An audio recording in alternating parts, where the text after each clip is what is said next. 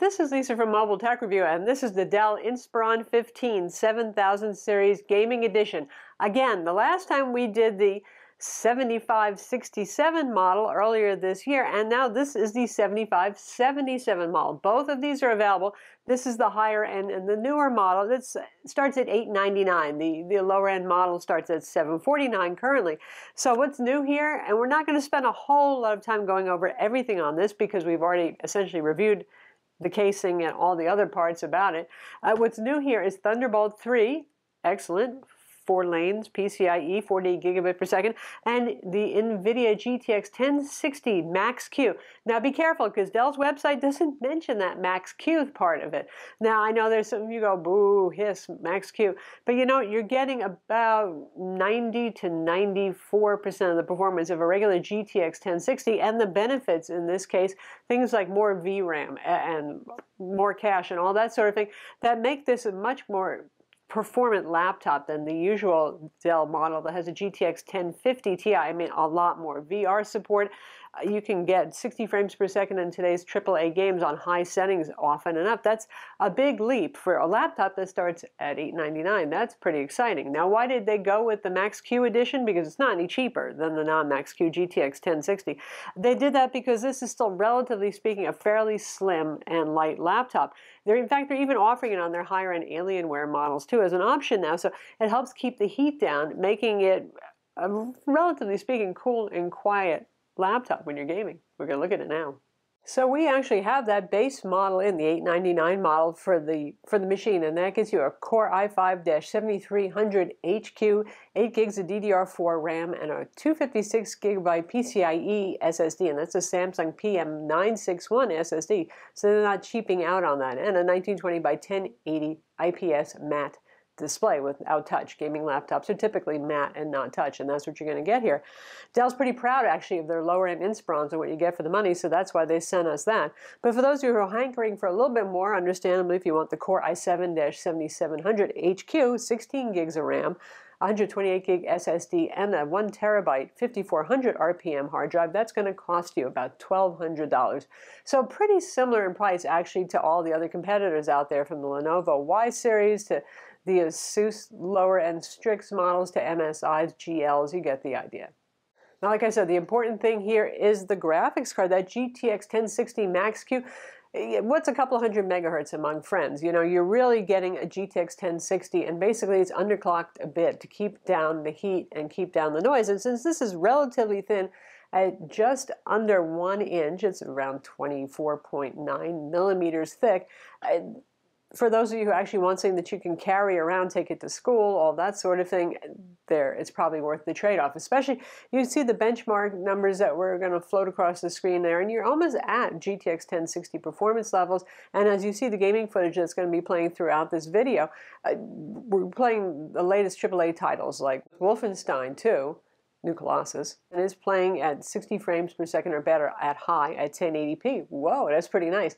For Overwatch, it's absolutely killer for Overwatch. Even a GTX 1050 Ti can do Overwatch pretty well. That's not such a demanding game there, but it's a nice performer. And what's even better is the heat and the noise are well controlled compared to Alienwares, which tend to be toaster ovens.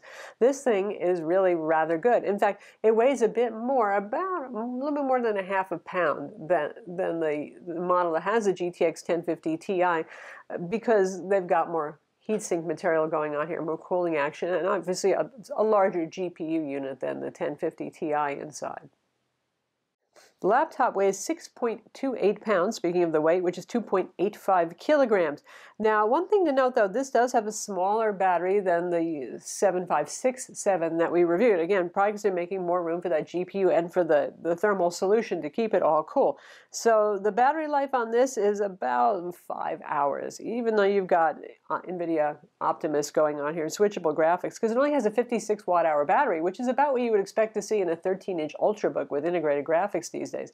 The lower end model actually has a 74 watt-hour battery, so there you go. This is not going to be an Energizer Bunny. You will need to be near an outlet. You can't do 8 hours straight of computing.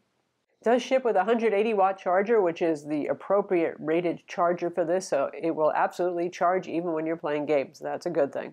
And as power bricks go for gaming laptops, this one is fairly portable, thank God, because you're going to need it with you if you need to do more than 5 or 6 hours worth of work at a time.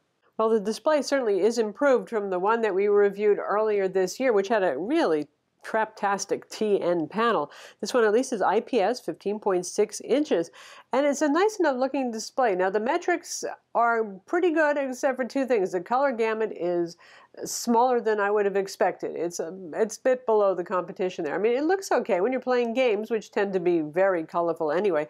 It's fine, but it's certainly not something that I would buy to use for Photoshop or serious video production or something like that, given the fact that it doesn't come anywhere near full sRGB coverage. And the brightness is pretty low. If you're playing this in your man cave or your woman cave to play games at night, then it's perfectly fine at 217 nits, but it ain't so great if you're going to be using this out in very bright places.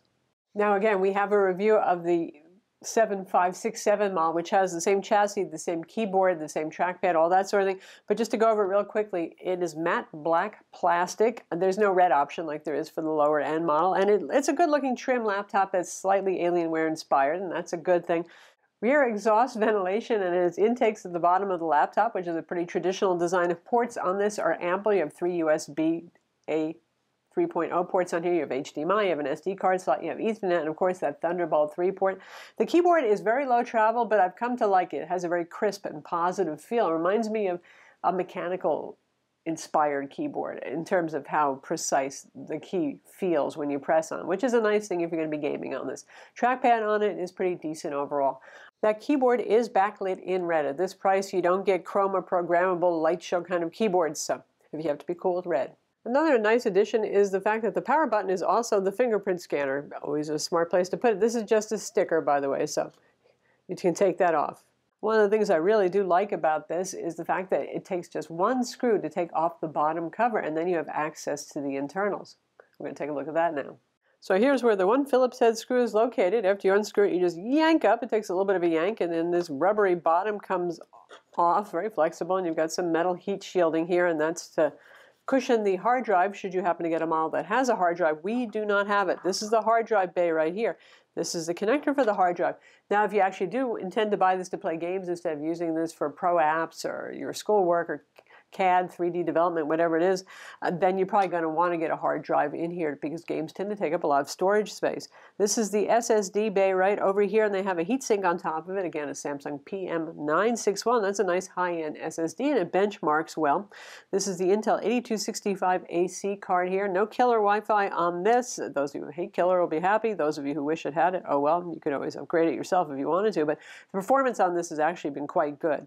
Now, one thing that's not so cool is the Alienware-inspired challenge of getting to the heat sink and the fans if you want to do anything. You can do a cursory cleaning, certainly, but you have to remove these 2 screws and pull off the back, or 4 screws rather, which is not unlike the Alienware, and then remove this subframe here if you actually want to repaste your CPU and GPU. Given the temperatures that we've had that were very good even when gaming on the CPU and the GPU, of course we do have the Core i5 and not the Core i7, but still I don't think it's going to be something you're going to be dying to do. Obviously here's your 2 DDR4 RAM slots. We have the 8 gig model, so we only have 1 RAM slot filled here, but you could go up to a maximum of 32 gigs if you bought 2 16 gig modules.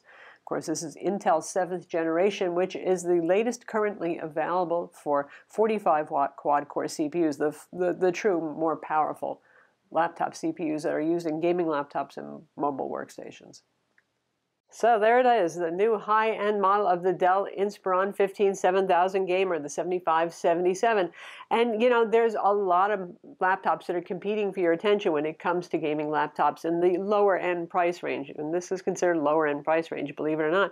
But, you know, I have to say the GTX 1060, even if it is a Max-Q, is something you usually don't see in laptops in this price range. Combine that with really good build quality, very easy to open and service and upgrade your components, a passable IPS display, no more hideous TN panel like they were using at the beginning of the year on the Inspiron Gaming Edition, and good keyboard too, and it's a lot to like. I would give it a thumbs up, definitely.